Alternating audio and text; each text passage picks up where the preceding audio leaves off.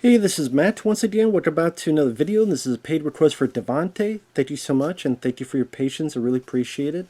And for those interested in requesting any type of videos, feel free to send it either directly to my PayPal or join my Patreon. Both links are down below in the info box. I'll get to it as soon as I can. And you want me to look into a film called No Good Deed from 2014. And again, requests, PayPal is usually the best bet. Do have a Cash App. People have asked about that in the chat and the streams. And I do have a Patreon. Links are down below in the info box for those who wish to. Again, any type of request, feel free. But PayPal is usually the best way to do it. But No Good Deed. I hated it. I hated it. This is like a Lifetime movie. A Lifetime channel movie that got in the theater somehow. Maybe because of the cast. Or more so Idris Elba, who plays the psycho in question, where he's a psycho, he escapes from a prison, he's in the van, he was up for parole, he got denied parole, he's going back, he uses charm, and oh please, I need some help, please, my nose, blah, blah. Kills the two guards, escapes, driving, it's a storm, he gets in a crash, walks up to our main female character, and she plays the character Terry. She's a mom of a daughter and a baby. The actress is the same girl that was Jaden Smith's mom in the Karate Kid remake. Taraji P. Henson. I butchered her name. I apologize. But yeah, the Jaden's mom in the Karate Kid remake. And you could tell that things are not going the best at home because her husband is like a lawyer or something. And you could tell this guy's not into his wife at all. And she's oblivious to it. Because he's not hiding at all. He's like, and it's like she tries to kiss him and he makes it seem like he's kissing stained socks. And she's like, yeah, I'm busy. I gotta go to this here. I gotta go do this. I'm sitting there going, okay, this guy has cheat face on his face. You know, that face like, this guy's a cheater. This guy's not a smooth operator. If this was Battleship, I would sink all of his fucking ships in one go. He can't bluff for shit. You can tell he just is a piece of shit. Like, you can tell off the get-go. So when the one reveal happens, I'm like, oh, no kidding. Spoiler, he's cheating on his wife. I'm like, yeah, I could tell by his behavior. He doesn't hide it at all. So he's either a terrible actor or he was terribly directed. So Idris Elba, which he tries, because I liked Idris Elba. I liked him as an actor. I liked him in that James Gunn Suicide Squad film. He was really good in that. Hobbs and Shaw, however you feel about the film, I thought Idris Elba did what he could as the villain. I think the movie is just kind of watchable but forgettable. But Idris Elba tried. I liked him in, what was that one with The Losers, which is like a better version of the A-Team movie.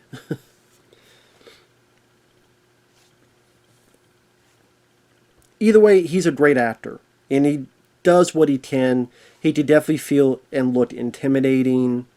And a guy you don't want to mess with. But stuck in a Lifetime channel script. Where the mom character does like every dumb thing you can imagine. So while she's dealing with her hubby who's going to go on a business trip, and she has her friend Maid who's going to stop by later for a girls' night, Idris Elba gets denied parole, leaves, trips a guard, kills the two guards, like I said, driving in the rain, crashes. Actually, before that, no, I'm sorry. He goes to see his ex-girlfriend. That's right. He goes to see his ex-girlfriend. And this is where you get a bit more of his psycho phase. where you didn't read my letters, not one, and kills her. And kills her in a way that seems pretty violent. Like he picks her up and slams her down and cracks her neck like a twig. And then her dead body's there. He takes like a lamp and he's like, pooh, pooh, pooh. It's like it wants to be rated R, but it's not rated R. So take that for what you will. That's when he gets in the car. There's a storm. He crashes. And I don't know what the composer was doing. I should look up who the composer is. But this composer needed to take a chill pill or something, man. Paul Hasliner, I don't know if you were told to do this, but you needed to calm the hell down. You did the music for Underworld, Bring It On Again, The Girl Next Door, Into the Blue, Crank. Crank and Shoot 'em Up. Maybe that could work for those movies, but this ain't Crank or Shoot 'em Up. You're not on Crank. You're not shooting anybody up. You're not on cocaine. You don't need to jumpstart your heart or kickstart your heart or anything with your heart. This is a horror film. It's supposed to be a thriller. It's supposed to be a thriller, but it's consistently this constant tense music. Like, and they'll be talking. They'll be, pissing.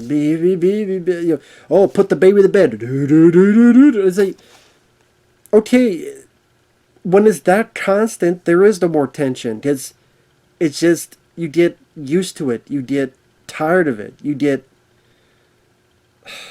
It gets old quick.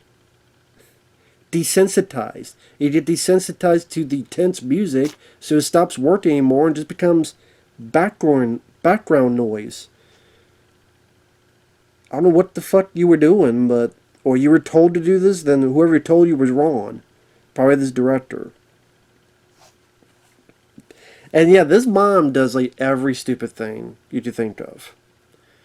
This guy knocks on the door, it's raining. He's like, oh, I'll stay out here, I'd go get my phone. Gives him the phone. Doesn't check to see if he really called someone. Invites the guy in without knowing anything about him. When she walks away, she leaves the damn door open. And she's got 2 kids there, including a baby. Like, the guy's there, he doesn't know. So instead of closing the door, okay, I'll get the phone. Leaves the door open. What if this guy came in and go... Oh, your kids are dead now, bitch. Don't take your money, bitch. Suck it, DX style. And this is a woman we find out that supposedly was it law enforcement? Something, not quite law enforcement. I forget what it was. But her previous job was someone who would know better about this stuff. She patches him up.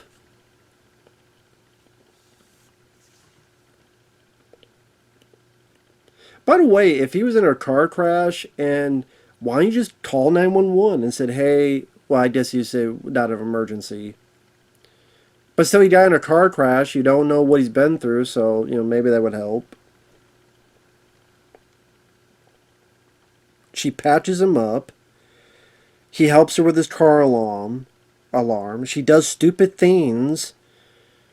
She'll leave stuff out where she's not supposed to. She lets him wander around her damn house. There's a bit where she takes off some clothes and he's kind of staring at him. And he's kind of leaning like this or like this. I think it's like this. He's leaning there. And, you need something? I'm like, this guy you don't know who you've seen for 5 minutes is staring at you like a lion staring at a gazelle. And you don't think, maybe something will be up. Oh, shit. Maybe something will be up. Is that stupid ass Lifetime channel bullshit of like there's no brain cells involved in those strips. I feel bad for saying that because I know there's someone who I think he might have written some Lifetime channel stuff. So it's not to him because he didn't write this one. But at the same time, as one person says, you may write the script, that doesn't mean that's going to be made into the movie. Just the director, the actors, the producers. Here's a rewrite, but the guy doesn't want to put their name on it, so the original guy's name kept on it, but they didn't write the stupid shit. So, but then they get the blame because the person wrote it. Yeah, maybe it's sus, but my name's on it, so you'll get the blame. So, haha, and then they run away with the money. There's all sorts of stuff that I may not be privy to. So sorry, Mr. Writer, whoever wrote this. If you didn't write the dumb stuff, then someone made you look like a fool. And there's bits like when Idris Elba is talking to her and he's talking about his ex-girlfriend. Like the way he behaves. The way he talks. And he's talking more intense and talking like this. It screams, watch out. He casually watches her undress. Watch out. No, instead she keeps telling him, yeah, my husband's not coming home tonight. My husband's not coming home tonight. She repeats this. I'm like, you might as well say, hey, I want to be raped. I want to be groped. I want to be raped. Hey, can you not be out? Here, can you Bill Cosby me? I need Bill Cosby. Are you Bill Cosby? Did you do stuff to me? Why don't you just say all that and save the trouble? Why don't you just do that? Say, victimir, victimir. Why don't you just do that? Save us all the trouble of the running time. I bet you do that, bitch. Talk about the character. I don't know the actress. She's just saying stupid lines and stupid behavior. So finally her friend Maid arrives. And, she's a bit smarter. She questions, like, where are you from? And, oh, yeah, okay, well, I conveniently sold a house there. Yeah, what address are you at? He doesn't answer.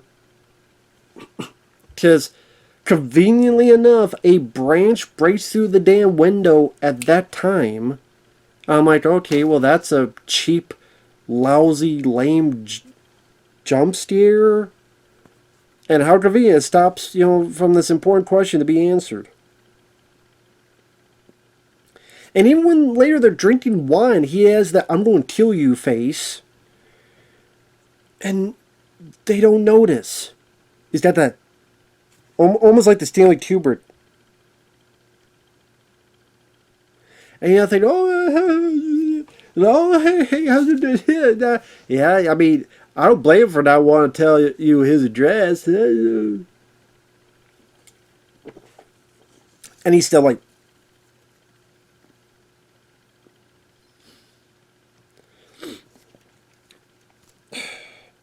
what, you think there's something in the air? You think it's allergies he's looking that way for? So he goes out for a cigarette. Maid follows. They talk. And she's like, is there something between you two? And he kind of doesn't say anything, but goes, maybe there is. Like hinting that they have an affair. And then letting her talk, letting her make her own conclusions. Which seems like a smart thing for Idris Elba to do. Idris Elba, not Alba. Like Jessica Elba. Idris Elba. Seems like a smart thing to do. But she talks herself into this and then goes, you're full of shit. My friend would tell me about this.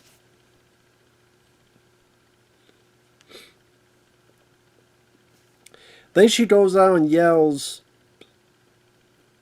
Now, honestly, what I would have done is lied and said, oh, okay.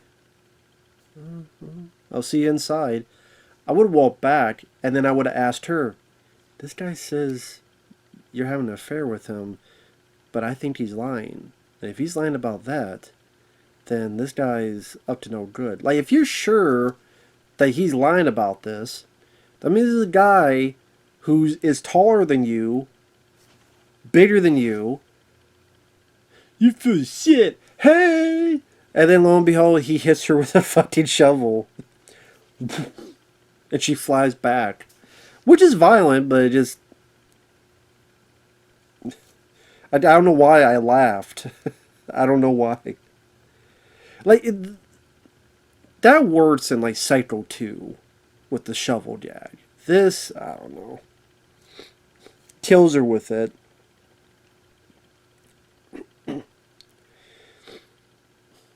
So then one thing leads to another. Our lead character finally realizes something is up, and it becomes a home invasion, cat mouse chase, where she hits him with like everything.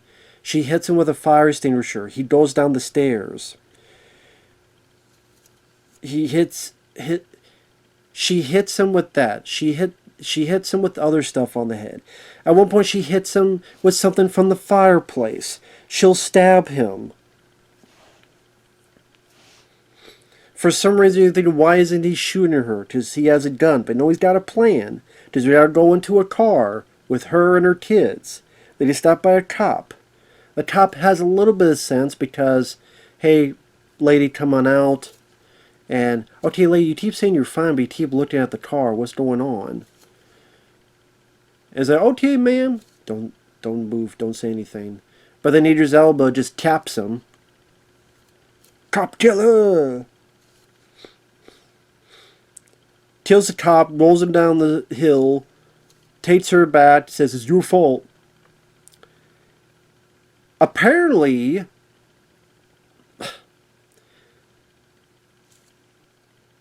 yes, the lead girl's husband is cheating on her. Of course. But he takes the girl back to his ex-girlfriend's place because apparently his ex-girlfriend was going out with her husband. Idris Elba's ex-girlfriend was cheating with this girl's husband. Because Idris Elba slams her down, the phone rings because he's looking at something. Oh yeah, the car alarm goes off again. So they established that before. She gets the phone, hears that as her husband. Her husband thinks he's talking to his mistress. And I'm like, so this is why it's all happening? But what doesn't make sense is, like, he crashes his car. So I guess he was going to go over there, see if the husband was home. And if the husband was home, then what? Start a fight with him, I guess? Kill him, shoot him, whatever? I guess?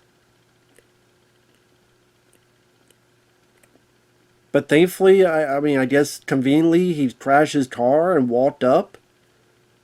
And thankfully, it wasn't too far away of a walk to get there.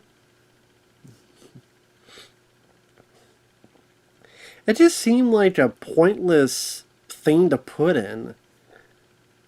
Like, you can have the husband cheating on her, but the fact that the ex-husband is also cheating with Idris Elba. I mean, it's been established that Idris Elba is a guy that abducts women. He likes seeing women as a weakness. He's superior, so here's another woman he's going to try to pick at. And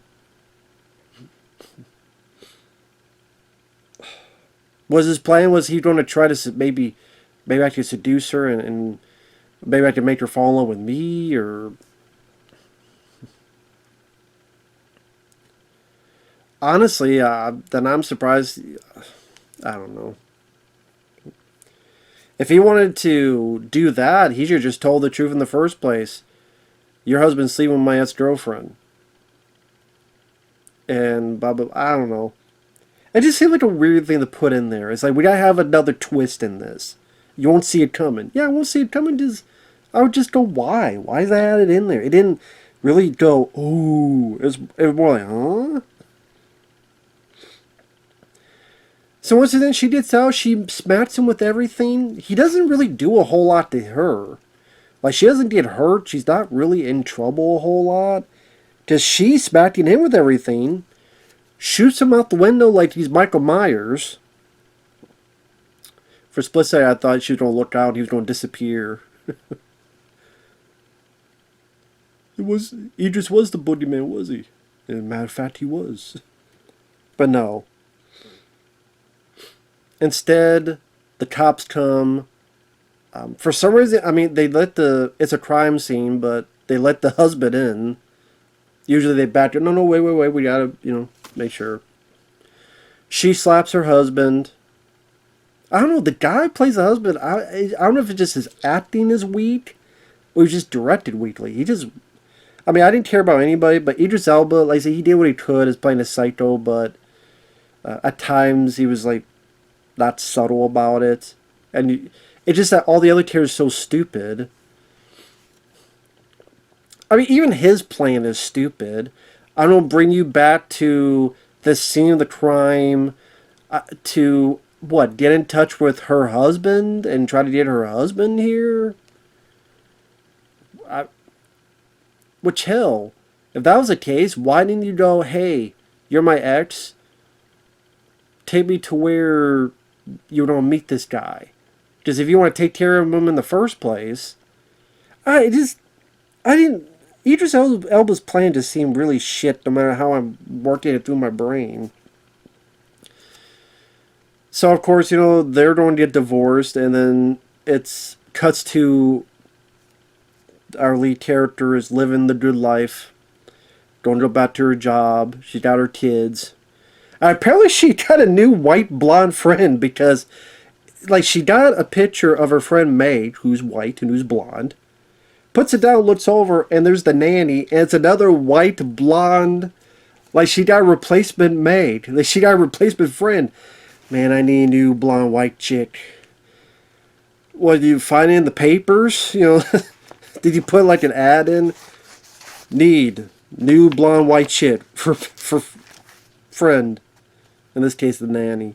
It's just, this thought was weird. It's like, or did you have them like, you bought a 6-pack, one died, so oh, I got 5 more. Here's my next one.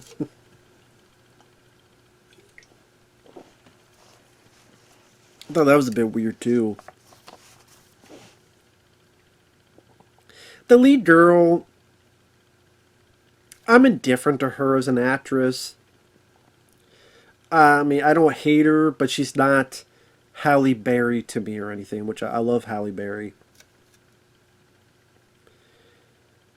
But just her character was just directed and written to be such a dumb, many times oblivious, took too long to lit the candles at both ends type of character. Idris Elba's intimidating, but he can't save this very dull, boring script. That's another thing. It's dull. It's very boring. Hey, I'm going to go in. I'm going to talk to you. Here's Meg. I kill her with a shovel. Talk to you. Chase you around a bit. Go in her car. Cap a cop. Go to the other house. Chase after you. You hit me like 5 times, 10 times. Shoot me out the window. The end. You can't have any tension when the music keeps constantly reminding you it's a thriller. The dialogue sucks. Just a boring, lame movie. Yeah, I don't. The big surprise is somehow this guy in theaters. That's the surprise to me, but what do I know? With that said, thanks for watching. Take care, and we'll see you guys later. Bye-bye for now. This film sucks. Jeez.